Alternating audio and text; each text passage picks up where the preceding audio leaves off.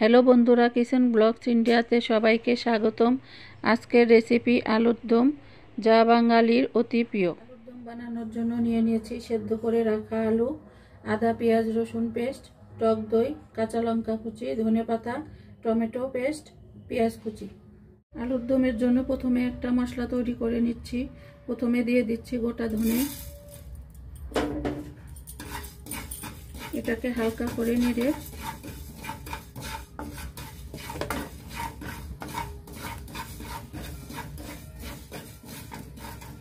তারপরে দিয়ে দিচ্ছি গোটা জিরে,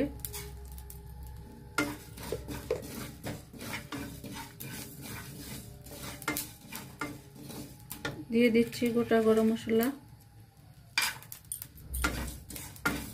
এরপর দিয়ে দিচ্ছি শুকনো লঙ্কা, তেজপাতা।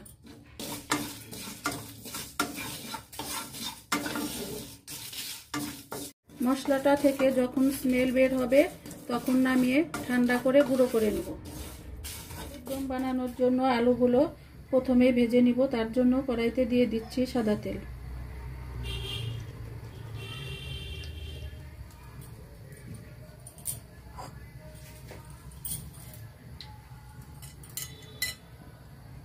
আলুগুলো দিয়ে দিচ্ছি।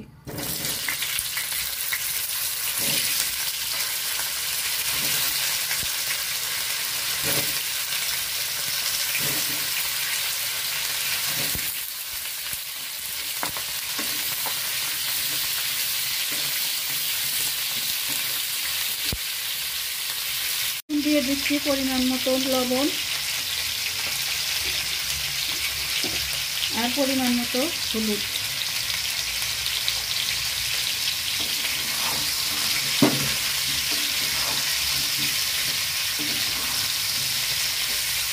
আলুগুলোকে লাল লাল করে ভেজে নেব।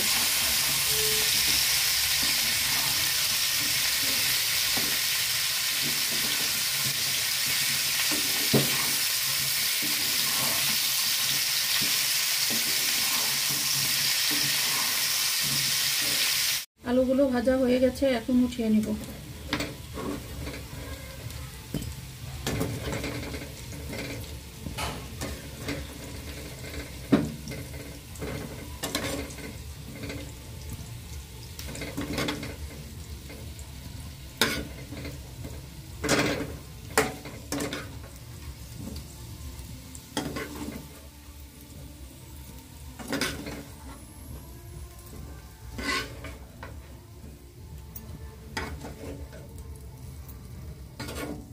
এরপর একটা অন্য কড়াইতে দিয়ে দিচ্ছি সামান্য পরিমাণ সাদা তেল।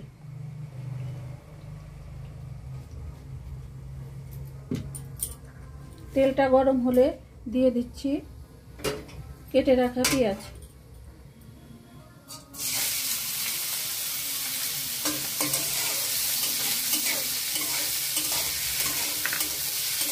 আর দিয়ে দিচ্ছি সামান্য পরিমাণ নুন।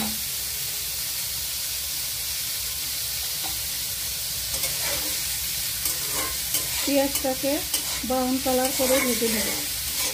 পেঁয়াজটাকে ব্রাউন কালার করে ভেজে নিয়ে এখন দিয়ে দিচ্ছি আদা পেঁয়াজ রসুন পেস্ট।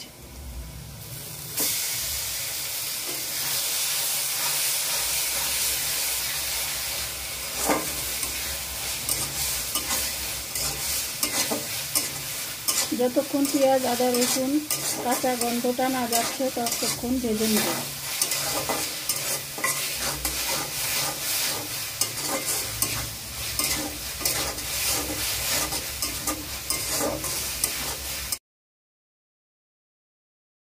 দিয়ে দিচ্ছি টমেটোর পেস্ট।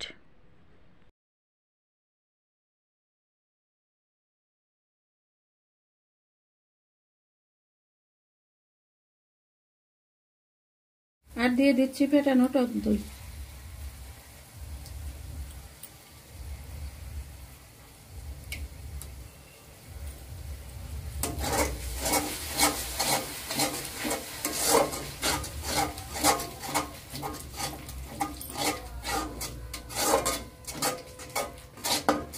টক দইটা দিয়ে ভালো করে মিশিয়ে এখন দিয়ে দিচ্ছি সামান্য পরিমাণ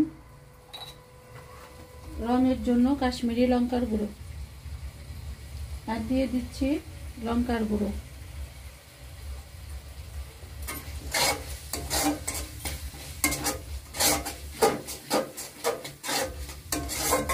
মশলাগুলোকে ভালো করে কষিয়ে নেব।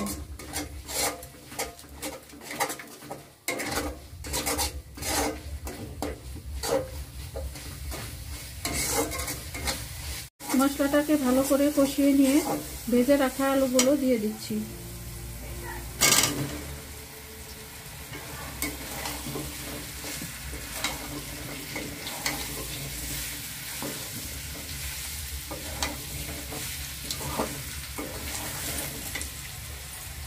এখন দিয়ে দিচ্ছি সামান্য পরিমাণ জল।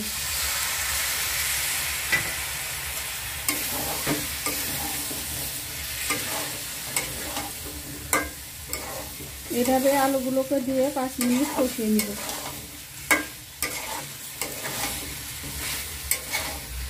5 মিনিট কষানো হয়ে গেছে। এখন দিয়ে দিচ্ছি সামান্য পরিমাণ নুন।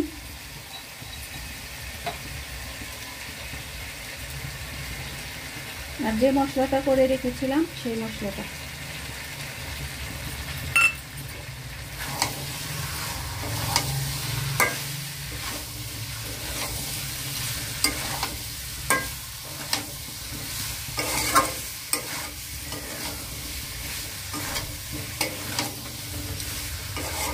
মশলাটা ভালো করে মিশিয়ে নিয়ে দিয়ে দিচ্ছি জল।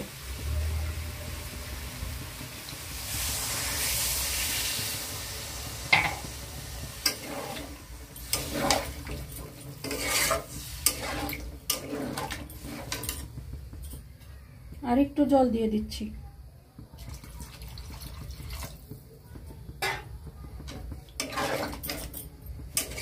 আমি এখানে 2 কাপ পরিমাণ মতো জল দিয়েছি।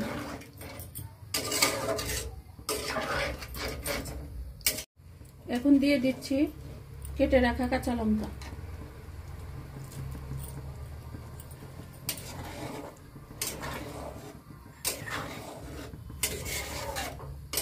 পাঁচ মিনিটের জন্য ঢাকা দিয়ে রেখে দেব।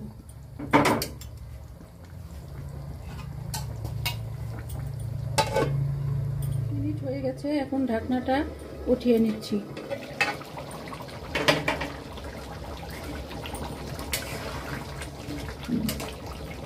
এখন দিয়ে দিচ্ছি গরম মশলার গুঁড়ো,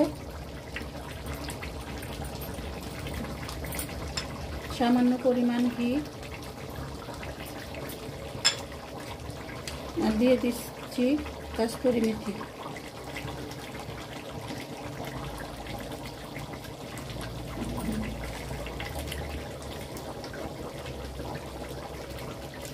আর দিয়ে দিচ্ছি ধনেপাতা।